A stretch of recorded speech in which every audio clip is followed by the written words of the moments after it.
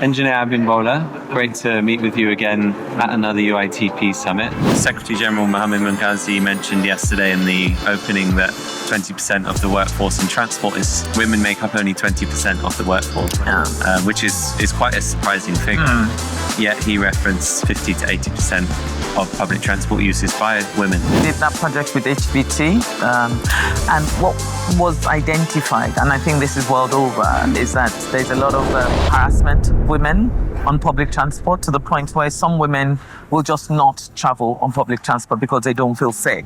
So the whole project was to understand the levels of harassment and what would make women feel safe on public transport. So that was the backbone of the project, to understand the levels, to understand what forms of harassment they get and how they in themselves would feel safe. What can we do to make them feel safer on the public transport systems? So what we did, taking all that information, we created the She Can tool. And what it's an empowerment program. All the implementation departments within LAMATA, those building rail stations, those building and designing bus terminals, we gave them this particular tool and said, as part of your standard operating procedure, you must show and document how you have taken cognizance and have inputted into your design all of these things. President Renee said in the beginning in her opening keynote, what you cannot see, you cannot aspire to be. Yes. And it seems like it's incredible that UITP is being led by a woman in terms of president, LAMATA too. So hopefully this does inspire other women to go from 20% to more in the workforce. Is there one message that you would have for women that are interested in transport? Set your focus and don't get distracted. I think I'll take that message on myself as well. Engineer Abimbola, great to meet with you again at another UITP Summit. We met 2 years ago in Barcelona. That's correct, yeah. And it sounds like lots of progress has been made with the work that you've been doing. And today you shared some information about the bus industry transformation project, which hopefully we can discuss a bit in a minute. But before that, it would be great to hear a bit about who LAMATA is and what your role is there. Okay, so thank you very much, Ben. Great to meet with you again, as you say. So who's LAMATA? LAMATA is the Lagos Metropolitan Area Transport Authority. So we're the transport authority for the city of Lagos. And that means we're responsible for planning, for implementing, for franchising, for regulating public transport in the city of Lagos. Lagos is a huge and vibrant city, and we're in the business of keeping it moving. So my name is Abimbola Akinajo yet again, and I am the Managing Director of LAMATA. Brilliant. And you've got many different projects going on at once. But there's one that you've shared this week at the UITP Summit, which is about the bus industry transformation project. Yeah. Could you share a bit more about what that is, the stage that it's at? Okay, so thank you. So like I said, and you rightly called it, the bus industry transition program. For us, it is about understanding how, putting a framework together to see how we can marry the informal sector with the formal sector. If you know Lagos at all, the demography of Lagos, we have the majority of our transportation is carried out by the informal sector. We have small buses that carry between 7 and 14 people. We call them danfos. If you ever come to Lagos, you'll see them. They're yellow and black, the majority of them. And what we also have is the fact that there are over 70,000 of them in Lagos. They are controlled by the unions. There are two major unions in Lagos, the NURTW, which is the National Union of Road Transport Workers, and RITIAN, which is the Road Transport Employers Association of Nigeria. These two unions control all the activities of what we call the informal sector. And we also realize that informal sector has been in existence for so long, but it is not efficient. It is not the efficient way that the city wants to do mobility. And we've been in various conversations trying to find various ways in which both of the informal and the formal sector can meet. To that end, we've designed a project, and that project is exactly what we've called the Bus Industry Transition Program. And what that project should do for us is to understand what's going on. Like I said in the presentation, it's in 4 phases. There's a diagnostic phase, which is the phase where we understand what the unions are doing. This is not what we are imagining. This is not what we think it is. This is, we deep dive into the way in which they operate. We're talking to the union members, we're talking to the exco, we're talking to the branch chairman, we're talking to the bus drivers, we're talking to the what we call the conductors, we're talking to everybody that works in that ecosystem just to understand how they do what they do. And then from that, we now define or design a possible operational or framework for how to move things forward. After that, we now enter negotiations, and that negotiation will be between us and the union. Now, this project is being carried out by a consultant. So if you think about it, we have the consultant that's working with us, and it's like the consultant sits like an arbiter. So it's not LAMATA engaging with them directly so that they feel, we can't trust them. This is a private sector player who comes and sees it from an objective perspective, takes our viewpoint, takes their viewpoint, and sort of sits in the middle between the two of us and negotiates what are you going to give up, what do you want to offer them, what are you willing to give up, and what are you willing to offer state. At that point, the negotiations, we have asked the unions to provide us with committees that they have handpicked. So it will have all their facets of people who work in their systems, their own executive members will nominate people to work with us. And the 2 unions will bring people into that negotiation conversation. LAMATA will be there, the Ministry of Transportation will be there, and the consultant will sit and sort of listen to both sides of the argument. From that position, the consultant will go away, design what they see as a possible way in which we can do this transition. And then after that, from whatever they have put forward as possibilities, we sit down again and discuss. I agree with this, I don't agree with this. I disagree with that, and I don't disagree with that. That then narrows down what we both agree with. And then the consultant will now go into negotiations with the union to say, okay, this is a framework that seems to work for both of you. Maybe we have to tweak a little, tweak something a bit, but this is it. Let's now begin to negotiate under the position of this framework. What is it that you will need to make this framework work? So that's the long and short of this BITP project. Now, for us, it's a 3-year project. We've done about 18 months. It started in 2023, end of 2023. We've done circa 18 months now. And from that position, we've done a lot of the surveys. All of the diagnostic work is done. We've done so many surveys. We have started the negotiation. Now, what we found was that it was quite difficult to get them to trust us. But we just had to keep doing it. We kept talking, but the good thing was they never stopped coming. They never stopped talking to us. So when they saw the persistence and the commitment of government, so we're now starting to see the dividends of that. They're now starting to open up. They're now starting to realize that we're serious about this and it's not something that we're just going to do and walk away from.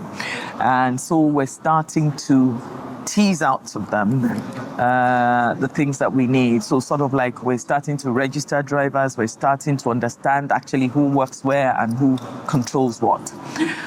So at this point, we have started to get a lot of data out of them, which is fantastic. And then the other facets of it will keep going. So it's been interesting so far.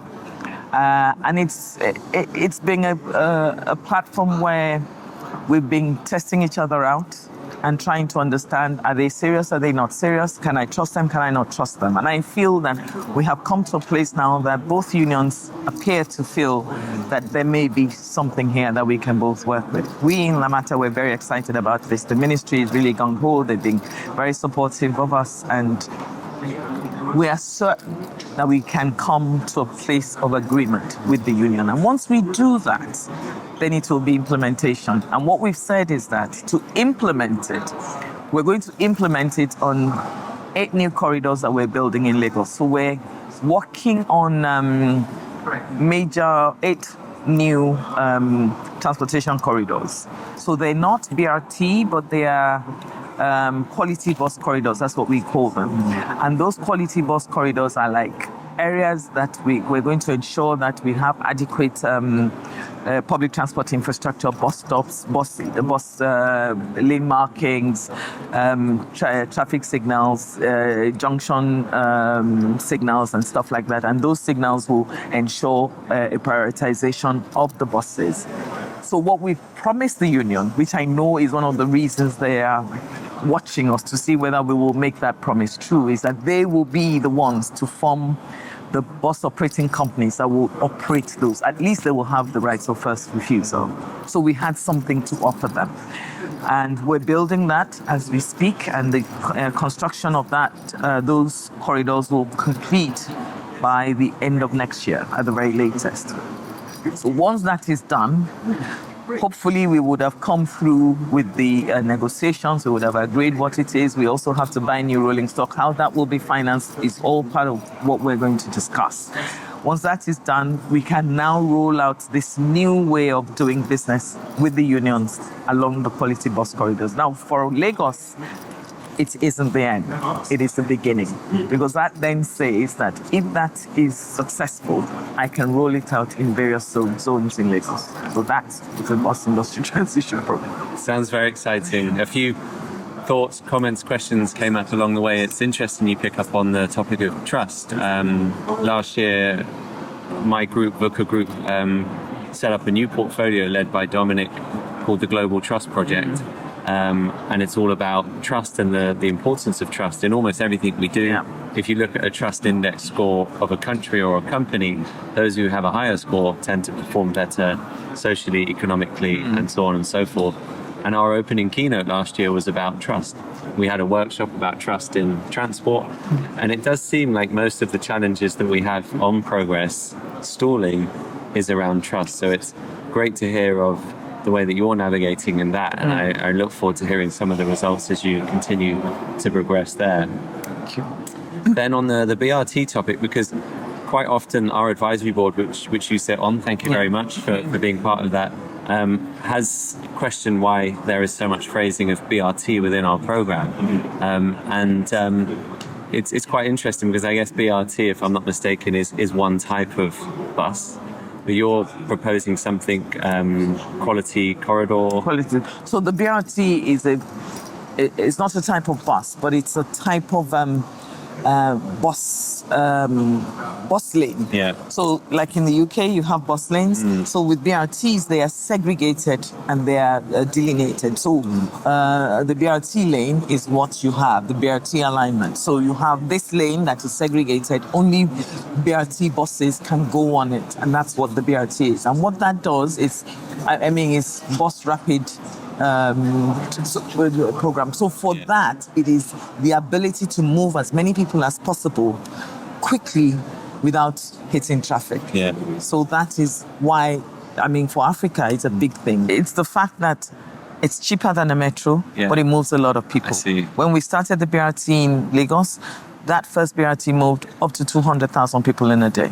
So that is the power of a BRT. Yeah, and your system will be a blend where other vehicles can use it. Doesn't restrict, so keeps things open. The quality bus corridor will be like a feeder to the BRT. Got it. So we'll collect and can enter the BRT lane, drop passengers there and go back out again. Brilliant. Just a few quick fire questions before I want to talk about the award you picked up this week. But with the BITP, how many buses are you looking at over the next few years? So for us, it's about what we need for the routes. So Lagos is looking to develop its bus program by increasing our bus. In the next 2 years, we want to increase our bus fleet by 2,000, 2,500. But each corridor will be, each of the quality bus corridors will be, there will be surveys carried out that will determine the bus requirement. And that is what we will use, and we'll do that as we go along as part of that project. Great. And then in terms of fuel type, I don't think we have time here today, but would love to pick that discussion up with you, because last time we spoke, it was very insightful in terms of it's not as black and white in terms of pick that vehicle or pick that vehicle. There are many other factors to come into play. That's correct. But the award that you've picked up, Secretary General Mohammed Munghazi mentioned yesterday in the opening that 20% of the workforce in transport is women make up only 20% of the workforce, which is quite a surprising figure.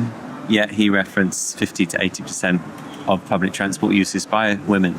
So you've picked up an award for the work that you're doing, focused on making it safer and more accessible for women. Congratulations on that award. Thank you very much. Could you tell me a bit more about the award and what that's related to? So it's we call it the She Can tool. So first of all, I think we did that project with HBT, and what was identified, and I think this is world over, is that there's a lot of harassment of women on public transport, to the point where some women will just not travel on public transport because they don't feel safe.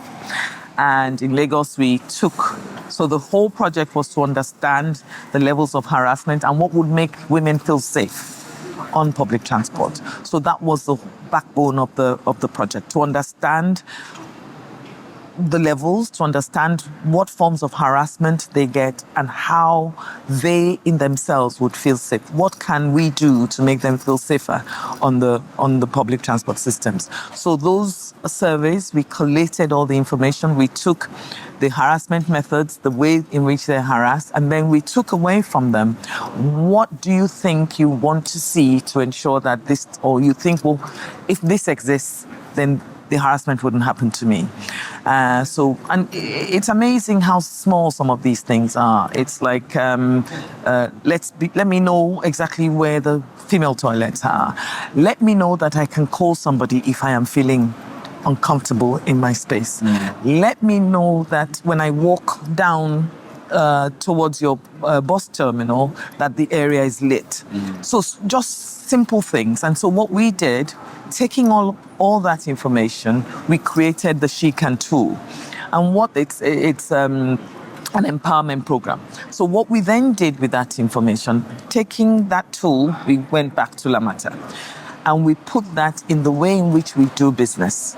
So all the implementation departments within LAMATA, those building rail stations, those building and designing bus terminals, we gave them this particular tool and said, as part of your, shall I say, standard operating procedure, you must show and document how you have taken cognizance and have inputted into your design all of these things that we're talking about. So, for some of the buses, it's as simple as saying, I need to see a number that I can call. So all of our buses carry that. All of our train stations carry that. And so once you're doing design work, part of your standard operating procedure says that you must go through the She Can tool and, as much as possible, ensure that all of the things that have been raised from the survey is dealt with in your design. So we start now from the beginning. And for some of the work that, buses have been procured, we just ensure that we put telephone numbers on the buses saying, if you're feeling unsafe, call this number. In some of our terminals, that's what we've done as well. So it's an ongoing process. That document is a live document within LAMATA. It is live from the sense that we can still pick up more information and add it into it, but it is live in the sense that it's not sitting gathering dust, but we're utilizing it. And what we've also done is we've put it as part of our, ISO process. The ISO process, when they come to audit us, the auditor will ask, how well have you adhered to ensuring that the She Can tool was part of that design? That is something that we can be audited on. Fantastic. Yeah. So it's really set in stone. Set in stone. Brilliant. Yeah. President Renee said in the beginning in her opening keynote, what you cannot see, you cannot aspire to be. Yes. And it seems like it's incredible that UITP is being led by a woman in terms of president, LAMATA too. So hopefully this does inspire other women to go from 20% to more in the workforce. Yes. So is there one message that you would have for women that are interested in transport or perhaps looking to build a career? I think the thing for me will always be that set your focus and don't get distracted. When, as a woman, determine what you want to do and don't get distracted, and find mentors around you, women who are doing the same. And there's nothing wrong with your mentor being a man either. Just find someone who can help you as you do. But the most important thing is you must keep your focus. Wonderful. I think I'll take that message on myself as well.